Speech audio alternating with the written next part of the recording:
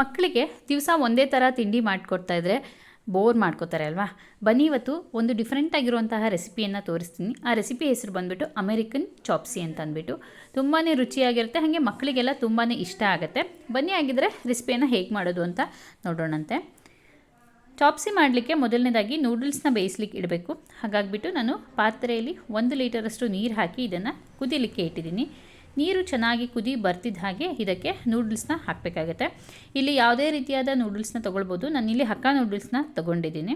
ನೋಡಿ, ಈ ರೀತಿಯಾಗಿ ಅದನ್ನ ಕಟ್ ಮಾಡಿದ್ದೀನಿ. ಉದ್ದುದ ಇರುತ್ತಲ್ಲ, ಸ್ವಲ್ಪ ಕಟ್ ಮಾಡಿಕೊಂಡ್ರೆ ಚೆನ್ನಾಗಿರುತ್ತೆ. ಇದನ್ನು ಬೇಯಿಸ್ಲಿಕ್ಕೆ ಹಾಕಬೇಕು. ಬೇಯ್ಗೆ ಹಾಕಿದಾಗ ಇದಕ್ಕೆ 2 ಟೀ ಸ್ಪೂನ್ ಆಗುವಷ್ಟು ಎಣ್ಣೆ, ಹಾಗೆ ರುಚಿಗೆ 1 ಟೀ ಸ್ಪೂನ್ ಆಗುವಷ್ಟು ಉಪ್ಪನ್ನು ಹಾಕ್ಕೊಂಡು ಇದನ್ನು ಬೇಯಿಸ್ಲಿಕ್ಕೆ ಇಡೋಣ. ಅಂದರೆ ಒಂದು 70% ಅಷ್ಟು ಬೆಂದರೆ ಸಾಕಾಗುತ್ತೆ.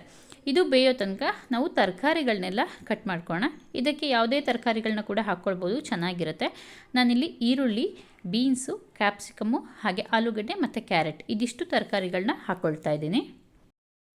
ಈಗ ಗ್ಯಾಸ್ ಮೇಲೆ ಒಂದು ಪಾತ್ರೆ ಇಟ್ಕೊಂಡು ಇದಕ್ಕೆ ನಾನಿಲ್ಲಿ 1.5 ಟೇಬಲ್ ಸ್ಪೂನ್ ಆಗುವಷ್ಟು ಅಡುಗೆ ಎಣ್ಣೆಯನ್ನು ಹಾಕಿದ್ದೀನಿ.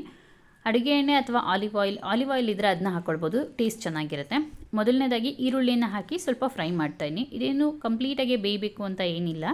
ಒಂದು 30 ಸೆಕೆಂಡ್ಸ್ ಫ್ರೈ ಮಾಡಿದ ಮೇಲೆ ಮಿಕ್ಕಿದ ಎಲ್ಲ ತರಕಾರಿಗಳನ್ನು ಇದಕ್ಕೆ ಹಾಕಿ ಚೆನ್ನಾಗಿ ಒಂದು 3 ನಿಮಿಷಗಳ ಕಾಲ ಫ್ರೈ ಮಾಡ್ಕೊಳ್ಬೇಕಾಗುತ್ತೆ. ಅದರ ಸ್ವಲ್ಪ ಬಣ್ಣ ಚೇಂಜ್ ಆಗಬೇಕು, ಅಲ್ಲಿ ತನಕ ಫ್ರೈ ಮಾಡ್ಕೊಳ್ಳೋಣ. ಈಗ ಇದಕ್ಕೆ ಅರ್ಧ ಲೀಟ್ರಷ್ಟು ನೀರು ಸೇರಿಸಿ ಹಾಗೆ ರುಚಿಗೆ ತಕ್ಕಷ್ಟು ಉಪ್ಪನ್ನು ಹಾಕಿಬಿಟ್ಟು ತರಕಾರಿ ಎಲ್ಲ ಚೆನ್ನಾಗಿ ಸಾಫ್ಟಾಗಿ ಬೇಯಲಿಕ್ಕೆ ಬಿಡಬೇಕು. ನಾನು ಚೆನ್ನಾಗಿ ಮಿಕ್ಸ್ ಮಾಡಿಬಿಟ್ಟು ಒಂದು ಲಿಡ್ ಕ್ಲೋಸ್ ಮಾಡಿ ಇದನ್ನು ಬೇಯಲಿಕ್ಕೆ ಬಿಟ್ಟಿದ್ದೀನಿ. ಇದಿಷ್ಟು ಮಾಡುವ ಹೊತ್ತಿಗೆ ನಾವು ಬೇಯಲಿಕ್ಕೆ ಇಟ್ಟಿದ್ವಲ್ಲ ನೂಡಲ್ಸ್, ಅದು ಚೆನ್ನಾಗಿ ಬೆಂದಿದೆ.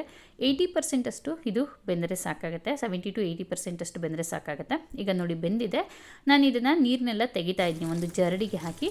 ಹಾಗೆ ಮೇಲಿಂದ ತಣ್ಣೀರನ್ನು ಕೂಡ ಹಾಕ್ಕೊಳ್ತಾ ಇದ್ದೀನಿ. ಇದರಿಂದ ನೂಡಲ್ಸ್ ಬಿಡಿ ಬಿಡಿಯಾಗಿ ಆಗುತ್ತೆ ಈ ರೀತಿಯಾಗಿ. ಈಗ ಇದಕ್ಕೆ ನಾವು ಒಂದು 3 ಟೀ ಸ್ಪೂನ್ ಆಗುವಷ್ಟು ಕಾರ್ನ್ಫ್ಲೋರನ್ನು ಸೇರಿಸ್ತಾ ಇದ್ದೀನಿ. ಈ ನೂಡಲ್ಸ್ನ ಡೀಪ್ ಫ್ರೈ ಮಾಡಬೇಕು. ಸ್ವಲ್ಪ ಕ್ರಿಸ್ಪಾಗಿ ಇದ್ದರೆ ನೂಡಲ್ಸ್ ಚೆನ್ನಾಗಿರುತ್ತೆ. ಇದು ಒರಿಜಿನಲ್ ಆಗಿ ಚಾಪ್ಸಿ ಮಾಡುವಾಗ ನೂಡಲ್ಸ್ನ ಡೀಪ್ ಫ್ರೈ ಮಾಡಿಬಿಟ್ಟೆ ಹಾಕ್ತಾರೆ. ಈಗ ನಾನು ಎಣ್ಣೆಯನ್ನು ಕಾಯ್ಲಿಕ್ಕೆ ಇಟ್ಟಿದ್ದೀನಿ. ಇದಕ್ಕೆ ನಾವು ಮಿಕ್ಸ್ ಮಾಡಿದ್ವಲ್ಲ ಕಾರ್ನ್ಫ್ಲೋರ್, ಆ ನೂಡಲ್ಸ್ನ ಹಾಕಿ ಇದನ್ನು ಚೆನ್ನಾಗಿ ಫ್ರೈ ಮಾಡ್ತಾಯಿದ್ದೀನಿ. ಗೋಲ್ಡನ್ ಬ್ರೌನ್ ಆಗಬೇಕು, ಹಾಗೆ ಕ್ರಿಸ್ಪಾಗಿ ಬರಬೇಕು. ಅಲ್ಲಿ ತನಕ ಇದನ್ನು ಚೆನ್ನಾಗಿ ಫ್ರೈ ಮಾಡ್ಕೊಳ್ಬೇಕಾಗತ್ತೆ. ನೋಡಿ, ಈ ರೀತಿಯಾಗಿ ನಾನು ಫ್ರೈ ಮಾಡಿ ತೆಗೆದಿಟ್ಕೊಂಡಿದ್ದೀನಿ. ನೂಡಲ್ಸ್ನ ಫ್ರೈ ಮಾಡೋ ಹೊತ್ತಿಗೆ ನಾವು ಇಲ್ಲಿ ತರಕಾರಿ ಎಲ್ಲ ಬೇಯಲಿಕ್ಕೆ ಹಾಕಿದ್ವಲ್ಲ, ಅದು ಚೆನ್ನಾಗಿ ಬೆಂದಿದೆ. ಈಗ ಇದಕ್ಕೆ ನಾನು ಅರ್ಧ ಟೀ ಸ್ಪೂನ್ ಆಗುವಷ್ಟು ಕಾಳು ಮೆಣಸಿನ ಪುಡಿ ಹಾಕಿದ್ದೀನಿ. ಹಾಗೆ ಸ್ವಲ್ಪ 1-2 ಟೀ ಸ್ಪೂನ್ ಆಗುವಷ್ಟು ರೆಡ್ ಚಿಲ್ಲಿ ಸಾಸ್, ಹಾಗೆ 1 ಟೀ ಸ್ಪೂನ್ ಸೋಯಾ ಸಾಸ್, ಹಾಗೆ 1 ಟೀ ಸ್ಪೂನ್ ಆಗುವಷ್ಟು ವಿನಿಗರ್ ಇದಿಷ್ಟನ್ನು ಹಾಕಿ ಚೆನ್ನಾಗಿ ಮಿಕ್ಸ್ ಮಾಡಬೇಕು. ನೋಡಿ, ಈ ರೀತಿಯಾಗಿ ಬಣ್ಣ ಚೇಂಜ್ ಆಗುತ್ತೆ. ಹಾಗೆ ಇದಕ್ಕೆ 3 ಟೀ ಸ್ಪೂನ್ ಆಗುವಷ್ಟು ಕಾರ್ನ್ಫ್ಲೋರನ್ನು ನೀರಿಗೆ ಹಾಕಿ ಮಿಕ್ಸ್ ಮಾಡಿ, ಮಿಕ್ಸ್ ಮಾಡಿದ ಕಾರ್ನ್ಫ್ಲೋರ್ ಪೇಸ್ಟನ್ನು ಇದಕ್ಕೆ ಹಾಕ್ಕೊಂಡಿನಿ. ಇದರಿಂದ ಸ್ವಲ್ಪ ಕ್ರೀಮಿ ಟೆಕ್ಸ್ಚರ್ ಬರುತ್ತೆ, ಚೆನ್ನಾಗಿರುತ್ತೆ. ಸೊ ಇಷ್ಟಾದ ಮೇಲೆ ಫೈನಲ್ಲಾಗಿ ಅಮೇರಿಕನ್ ಚಾಪ್ಸಿ ಮಾಡಬೇಕು ಅಂತಂದರೆ ಜೇನುತುಪ್ಪ ಹಾಕಲೇಬೇಕು. ಅಮೇರಿಕನ್ ಚಾಪ್ಸಿ ಸ್ವಲ್ಪ ಸ್ವೀಟ್ನೆಸ್ ಇರುತ್ತೆ, ಹಾಗೆ ಖಾರ ಕಡಿಮೆ ಇರುತ್ತೆ. ನೋಡಿ, ಜೇನುತುಪ್ಪವನ್ನು ಹಾಕಿ ನಾನು ಗ್ಯಾಸ್ನ ಆಫ್ ಮಾಡಿದೆ. ಜೇನುತುಪ್ಪ ಹಾಕಿದ ಮೇಲೆ ಇದನ್ನ ಮತ್ತೆ ಕುದಿಸ್ಲಿಕ್ಕೆ ಹೋಗಬಾರ್ದು. ಈಗ ಒಮ್ಮೆ ಚೆನ್ನಾಗಿ ಮಿಕ್ಸ್ ಮಾಡಿದರೆ ಸೊ ಚಾಪ್ಸಿಗೆ ಬೇಕಾದಂತಹ ಗ್ರೇವಿ ರೆಡಿಯಾಗಿದೆ. ಈಗ ಇದನ್ನು ಸರ್ವ್ ಮಾಡ್ಬೋದು. ಒಂದು ಬೌಲ್ಗೆ ನಾವು ಫ್ರೈ ಮಾಡಿ ಇಟ್ಕೊಂಡಂತಹ ನೂಡಲ್ಸ್ನ ಹಾಕಿಬಿಟ್ಟು ಮೇಲಿಂದ ನಾವು ರೆಡಿ ಮಾಡಿ ಇಟ್ಕೊಂಡಂತಹ ಗ್ರೇವಿಯನ್ನು ಹಾಕಿ ಬಿಸಿ ಬಿಸಿಯಾಗಿ ಸರ್ವ್ ಮಾಡಿ.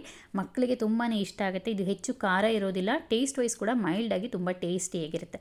ಎಸ್ ಫ್ರೆಂಡ್ಸ್, ಈ ಒಂದು ವಿಡಿಯೋ ಯಾರಿಗಿಲ್ಲ ಅಷ್ಟೊತ್ತು ಪ್ಲೀಸ್ ವಿಡಿಯೋಗೆ ಒಂದು ಲೈಕ್ ಮಾಡಿ, ಶೇರ್ ಮಾಡಿ. ಹೊಸದಾಗಿ ನೋಡ್ತಿರೋ ಮರೀದೆ ನಮ್ಮ ಶಿವಮೊಗ್ಗ ರೆಸಿಪೀಸ್ನ ಸಬ್ಸ್ಕ್ರೈಬ್ ಮಾಡಿ.